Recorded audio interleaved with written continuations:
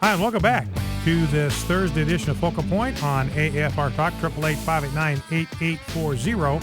Remember to call if you want to join the conversation, join the program.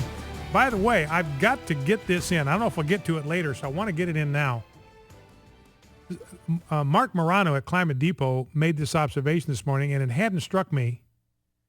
You know, we've talked in this program before about the fact that there has been no global warming for over 17 years. It's 17 years and like 6 months now. No global warming. You know what this means? This means that there is no child on the entire globe, there is no child in the world that has experienced global warming. Not one. There has been no global warming in 17 years. There is not a single solitary child on planet Earth that has ever experienced global warming. You know, they had that rally, Obama's campaign group, Organizing for Action. They had a big global warming rally in Washington, D.C. Nobody showed up. Did you hear about that? Not one person. Zero. Nada. Zip. Not one person showed up for this rally on catastrophic global warming. And one of the reasons might be August 14. Yesterday was the fourth coldest, August 14, like in history. It was the fourth coldest August 14th since 1929. So no global warming to have to show up to campaign against. Now, got a couple of sound bites from NBC that I want to play on Obamacare. This thing just gets worse the more you find out about it. I had this story in the stack for a couple of days, but Jerry Newcomb's got a good piece up at townhalltoday.com about the fact that Obamacare is threatening charitable hospitals. And I'm not going to go through the details with you, but remember that nonprofit hospitals, charitable hospitals, are a Christian institution. They were invented by Christians. Hospitals are a product of Christianity. The first hospital in history, founded in the 4th century by St. Basil of Caesarea. It was the first non-ambulatory hospital, that is a medical facility with beds where you could come and get medical care. Invented, created, established by St. Basil of Caesarea in the 4th century. Now, the longest lasting hospital that still operates is Hotel Dieu. That is the Hospital of God, or the God Hospital, Hotel Dieu. I just like saying that, Hotel Dieu, showing off the very little French that I know. That's the God Hospital. It's in Paris. It was founded in 600 A.D., and it's still going, founded by Christians. That's why it's called the Hospital of God, the God Hospital. The oldest still operating medical facility in the New World is the Jesus of Nazareth Hospital in Mexico City. That was founded in 1524. So this is a Christian institution. You talk about the contributions that Christianity has made to America. Well, here it is. I mean, colleges, schools, public education, and hospitals. I mean, that's just the beginning of the list of what Christianity has contributed to the West. Now, what President Obama has done is he's taken aim in Obamacare. He's going after these non-profit hospitals. They are going to punish these non-profit hospitals. They've imposed a whole new series of regulations and reports.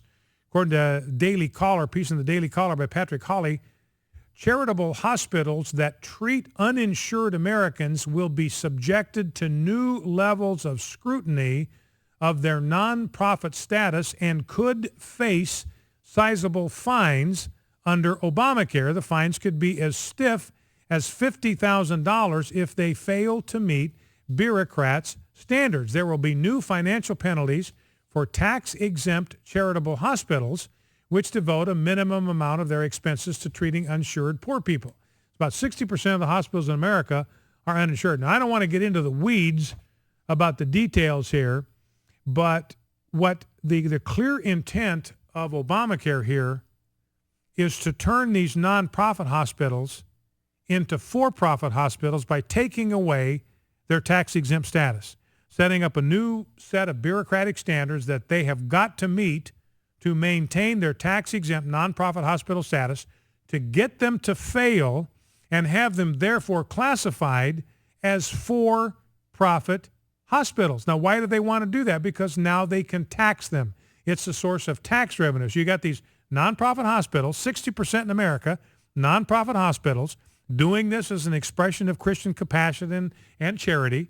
And the Obama administration is looking at all of this money going into these nonprofit hospitals, these reimbursements from insurance companies and all that kind of thing going on, and they can't get at any of it because they are nonprofit hospitals. So what does the Obama administration do?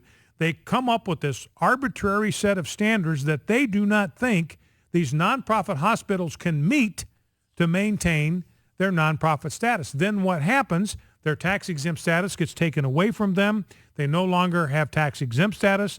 They are now subject to taxation. So all this income now that's coming into them through reimbursements from Medicaid, Medicare, reimbursements from insurance companies, all of that now suddenly becomes taxable income. So that's President Obama taking dead aim at that institution. Now, one other thing that a lot of people don't know about that's also, remember, and Jeff, by the way, where did you get that thing on spades? Where'd you get that soundbite? Oh, that was just a YouTube video on teaching spades for beginners. I tell you, ladies and gentlemen, Jeff Reed puts here, we got the best audio teases, the best audio opens in the business. Now, once again, I'm just making this observation. I will make no comment on it. I'm busy researching the history of Christianity in hospitals, and Jeff Reed, my producer, is watching YouTube videos about playing spades. That's all I'm going to say. No commentary. I think you're a right brain type. Jeff says I'm a right brain type, and he's a left brain type. He's just a Labrador retriever type. Anyway, here's another part of Obamacare. Remember, Jeff included that little thing from Nancy Pelosi. You got to pass it to find out what's in it. Here's a piece indicating that according to a provision in Obamacare, you could be visited by an agent of the government under the auspices of this healthcare program. And here's what one constitutional attorney says about this provision. I'll explain what it is in a minute. Clearly, any family may be visited by federally paid agents for almost any reason. So you got all these families that are classified as high risk under Obamacare. Here are the high risk categories. If the mom is not yet 21 in the household, if somebody in the family is a tobacco user, if you have families where children have low student achievement, developmental delays or disabilities, families with individuals who are serving or formerly served in the armed forces. And if your family fits any one of those categories, then a government agent can show up unannounced at your door. This is not a voluntary program.